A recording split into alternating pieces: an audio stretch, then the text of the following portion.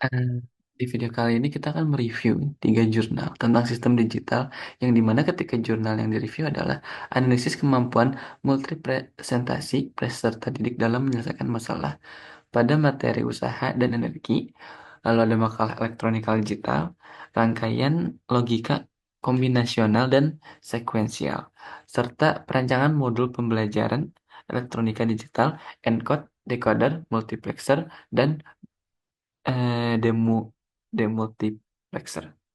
Nah, di pendahuluan ini, penelitian dalam bidang pendidikan dan teknik terus mengalami perkembangan pesat seiring dengan kebutuhan akan metode pembelajaran yang lebih efektif dan inovatif. Dalam kajian ini, 3 jurnal yang berkaitan dengan pendidikan yang teknis dianalisis untuk melihat permasalahan yang diangkat, nilai inovasi yang ditawarkan, dan serta hasil dan manfaat dari penelitian yang dilakukan. Nah, masing-masing jurnal memiliki fokus yang berbeda-beda, namun tetap berada dalam ranah pendidikan dan teknik. Jurnal pertama membahas aspek kognitif peserta didik dalam memahami konsep fisika dengan berbagai representasi. Jurnal kedua membahas prinsip dasar rangkaian logika kombinasional dan sekuensial dalam elektronika digital. Sementara jurnal ketiga menyoroti pengembangan modul pembelajaran interaktif dan meningkatkan pemahaman mahasiswa dalam bidang elektronika digital. Kita langsung masuk ke review jurnal pertama, analisis kemampuan multipresentasi peserta didik dalam menyelesaikan masalah pada materi usaha dan energi. Di sini, jurnal ini berfokus pada kemampuan peserta didik dalam menggunakan berbagai jenis representasi sebagai grafik, simbolik, verbal, dan matematis dalam memahami dan menyelesaikan soal-soal terkait usaha dan energi dalam fisika. Nah, penelitian ini dilakukan untuk mengidentifikasi jenis representasi yang paling sering digunakan oleh peserta didik, serta bagaimana efektivitas masing-masing representasi dalam meningkatkan pemahaman mereka terhadap konsep usaha dan energi.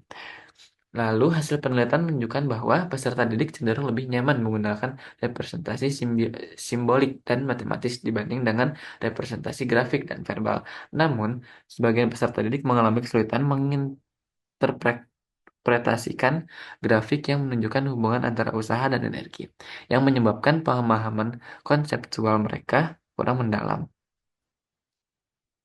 Lalu, secara keseluruhan, jurnal ini memberikan kontribusi penting dalam memahami bagaimana peserta didik memproses informasi melalui berbagai representasi. Dengan pemahaman ini, strategi pembelajaran yang lebih efektif dapat dikembangkan untuk meningkatkan kualitas pembelajaran fisika di sekolah.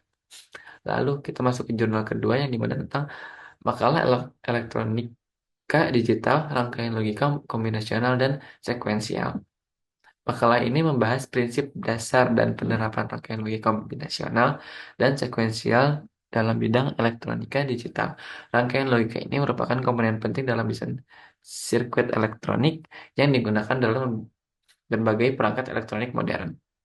Nah, makalah ini menjelaskan bagaimana rangkaian logika tersebut dapat digunakan dalam berbagai aplikasi praktis, termasuk sistem kendali otomatis, mikroprosesor, dan perangkat komunikasi digital. Dengan memahami prinsip dasar dari kedua jenis rangkaian logika ini, mahasiswa teknik elektro dapat mengembangkan solusi inovatif dalam desain sistem digital. Nah, lalu secara keseluruhan penelitian ini berkontribusi pada penguatan pemahaman mengenai konsep rangkaian logika dalam elektronika digital serta penerapan dalam berbagai bidang teknologi modern. Lalu yang ketiga, jurnal yang ketiga ini rancangan modul pembelajaran elektronika digital, encoder, decoder, multiplexer, dan demultiplexer. Jurnal ini membahas pengembangan modul pembelajaran yang dirancang untuk membantu mahasiswa dalam memahami konsep encode, decoder, multiplexer, dan demultiplexer dalam elektronika digital. Modul ini dikembangkan dengan pendekatan problem-based learning yang bertujuan untuk meningkatkan pemahaman konsep secara lebih interaktif. Nah, penelitian ini menemukan bahwa mahasiswa yang menggunakan modul pembelajaran berbasis problem-based learning memiliki pemahaman yang lebih baik dibandingkan dengan mereka yang hanya menggunakan metode pembelajaran konvensional. Hal ini karena pendekatan tersebut mendorong mahasiswa untuk aktif dan dalam proses pembelajaran dan memecahkan masalah secara mandiri. Nah, untuk hasil penelitian menunjukkan bahwa pengembangan modul pembelajaran yang interaktif dan berbasis masalah memiliki dampak positif terhadap efektivitas pembelajaran. Oleh karena itu,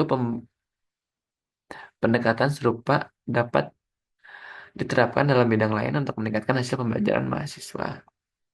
Nah, untuk kesimpulan dari tiga jurnal yang direview memiliki kontribusi penting dalam bidang pendidikan dan teknik. Penelitian mengenai multipresentasi peserta didik memberikan wawasan baru tentang bagaimana peserta didik memahami konsep fisika.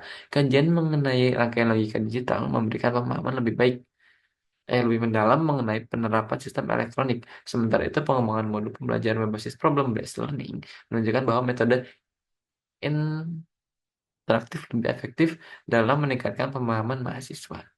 Cukup sekian dan terima kasih.